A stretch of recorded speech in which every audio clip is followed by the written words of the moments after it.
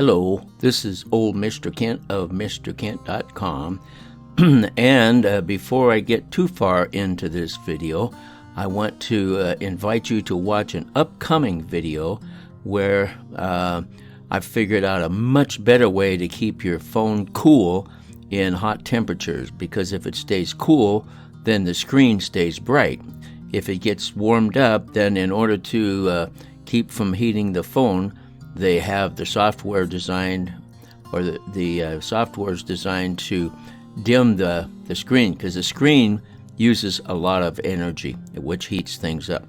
So anyway, I'm using my idea this time, and as you can see, the temperature outside was close to 98 degrees, and I flew for a long time, and my phone stayed just as bright as could be. I know I had another video up earlier. This one's coming up is much more simple and easy to use. Well, here in Arizona, water is not cheap, and so even when I wasn't a farmer, but I had gardens, and I realized that irrigating is the best way to water your whatever you're growing, much better than sprinkling. Sprinkling, the water evaporates before it gets does much good, but with irrigation, it does a much better job. So that's my son, and that's my granddaughter's boyfriend, and they're standing down there because when it's just the right time, they'll open up that valve, and it'll start flooding that area.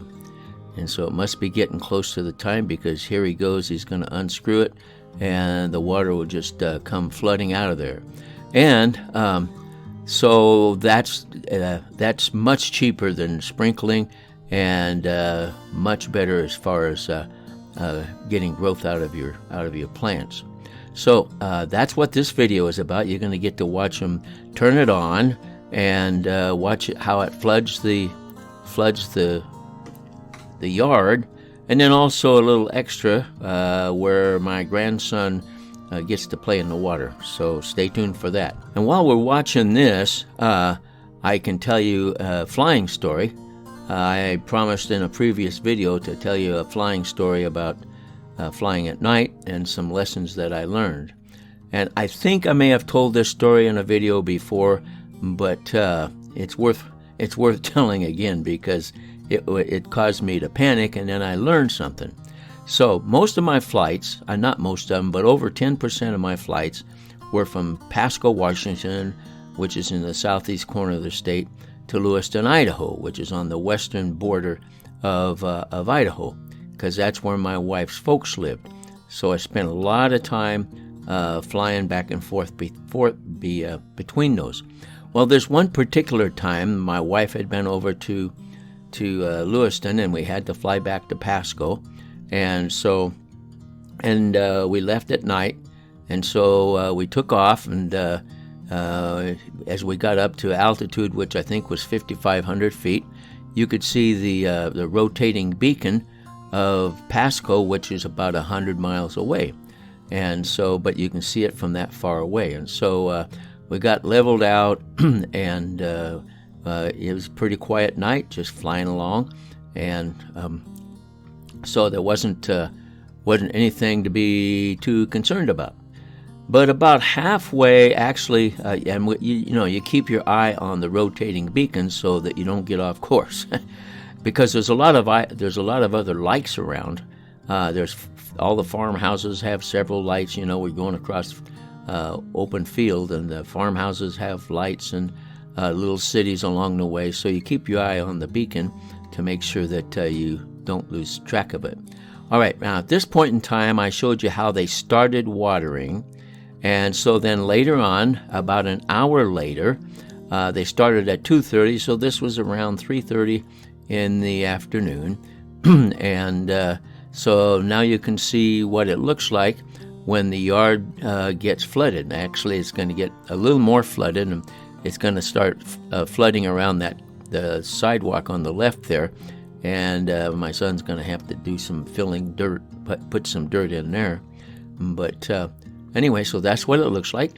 And then to get on with the story, so we were flying along, and all of a sudden, the lights in Pasco went out. All the lights went out. And then all of a sudden, it became very turbulent. And I couldn't figure out for just, about 2 seconds. In about 2 seconds, I figured out what happened. And that is, we were flying along at 5,500 feet, and somewhere off in the distance, there was a cloud hanging in the sky, which was at a lower altitude. And so we could look underneath of it as we traveled along. But let's say the bottom of the cloud was at, we'll just make it easy. Let's say it was at 500 feet. So we weren't much higher than it. So for a long time, it was just out there and we didn't see it. But then all of a sudden, because at nighttime you don't see anything up there in the sky, and so all of a sudden, boom, we're in the dark, and it's getting real turbulent, because whenever you fly into clouds, it gets turbulent. So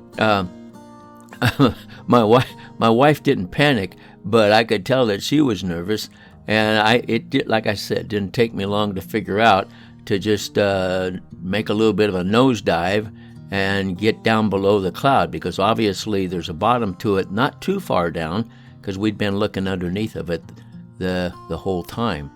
And so everything was okay. It got real turbulent, and I grabbed a hold of her hand to assure her that everything was okay. Now, this is my grandson with his little electric boat, and he's always playing with boats whenever they flood. Sometimes he makes boats out that he's made, and this is one that he's had for quite a few years, probably at least, let's say at least 3 years anyway. And anytime there's a puddle somewhere, a big puddle, well, then he flies. He floats his boat, has fun with it. So anyway, so I learned that and we went down, and then pretty soon it cleared up, and we could see the lights of Pasco up ahead of us again. And so we were down to maybe like 4,000 feet or something like that. And everything turned out, we didn't have any problems. But I learned a lesson that you can't see at night. And like over here in near Phoenix, there's the Superstition Mountain. And there's been people that take off from Phoenix heading east, and they don't get high enough, and they don't even see the mountain coming. And then all of a sudden their plane crashes into it. That happened again just a couple of years ago. So anyway, that's another night flying story. And now it's time to go ahead and turn off the water. In fact, he's experiencing that flood by the sidewalk back there. So he's trying to get it turned off rapidly, which is why we see him running. So anyway, that's how they water these areas out here. All the neighbors, you sign up for a specific time and how long you want to do the watering, and then you be sure to turn it on when it's time and turn it off when it's time. Because if you leave yours running, then the next guy, he doesn't have any water pressure. So anyway, that's how it works. So there you go. There's a flying story plus how we water the lawn in Arizona. I want to thank you for watching my video, and God bless.